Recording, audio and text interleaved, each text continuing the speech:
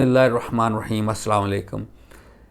ایک بڑا انٹرسٹنگ پہلو ہمارے معاشرے کا ایک اور جو ہر وقت میرے سامنے رہتا ہے کہ جب کوئی شخص چاہتا ہے کہ وہ قرآن شریف پڑھے، کوئی چیز دیکھنا چاہتا ہے، کچھ چیز پڑھنا چاہتا ہے، اس کو فوراً ایک بات کہی جاتی ہے، جو بھی بیٹھا ہو آپ کا وضو ہے، آپ بغیر وضو کے قرآن نہیں ٹچ کر سکتے. وہ صاحب بیچارے بغیر وضو کے چونکہ اگر ہوتے ہیں وہ قرآن کھولتے نہیں، ان کا مسئلہ ویسے ہی کا ویسا اٹکا رہتا ہے.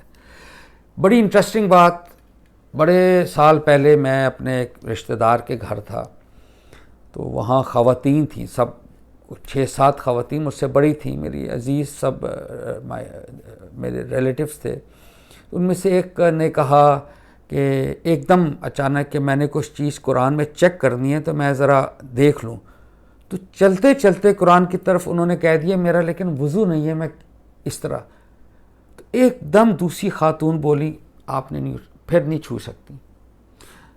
تیسرے نے کہا کہ جی پتہ نہیں آپ کھول لیں لیکن آنکھوں سے پڑھ لیں، اس طرح کر کے پڑھ لیں. چوتھی نے کچھ اور کہا. آپ یقین کر لیں وہ 5-6 خواتین مجھے آج بھی یاد ہے، وہ قرآن بند کا بند رہا. اور اینڈ پہ میں نے ان سے یہ کہا، میں نے کہا دیکھیں وی آل انشورڈ کہ قرآن نہ کھلے. اب میں آپ کو قرآن کے بارے میں ایک بڑی چھوٹی گزارش کرنا چاہتا ہوں. دیکھیں جس کے بارے میں وضو ضروری ہے وہ اللہ نے خود اظہار فرما دیا ہے قرآن میں، اور حضور علیہ السلام کی سنت مبارکہ اکارڈنگلی اس سے پتہ چلی ہے. وہ نماز ہے. نماز میں ہے کہ آپ نماز سے پہلے وضو کیجئے، پانی نہیں ہے تو تیمم کیجئے. حضور علیہ السلام نے وہ وضو کر کے بھی دکھا دیا ہمیں، یہ طریقہ ہے.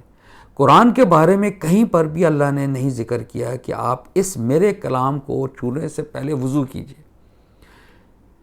لہٰذا وضو ضروری نہیں ہے. یہ میرا آپ کو بالکل صریحاً ایک پیغام ہے. قرآن شریف اٹھانے کے لیے، پڑھنے کے لیے، سمجھنے کے لیے، اس کو اپنے ہاتھ میں پکڑ کے واک کرنے کے لیے جو بھی آپ کریں، وضو بالکل ضروری نہیں ہے.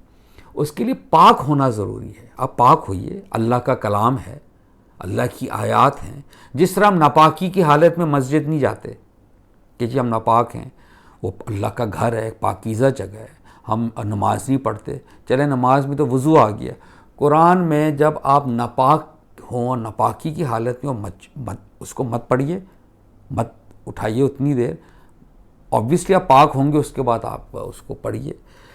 یہ بڑا ضروری ہے. چھوٹی باتوں سے بڑا فرق پڑتا ہے. ہم ریچولز پہ چلے جاتے ہیں کہ قرآن کو اس کی پتہ نہیں اس کے اس کی کور بناتے ہیں اور پھر ہم اوپر رکھ دیتے ہیں اتنا دور کہ وہ بیونڈ ریچ ہوتا ہے. کیوں؟ ہماری پیٹھ اس کے نہ ہو جائے، اس کی طرف اوپر رکھ دیا، ان ایکسیسیبل ہو گیا اور بس اس کو چوم لیا اور اس طرح کر دیا. بہرحال قرآن اس لیے نہیں آیا. قرآن آیا صرف یاد دہانی کے لیے.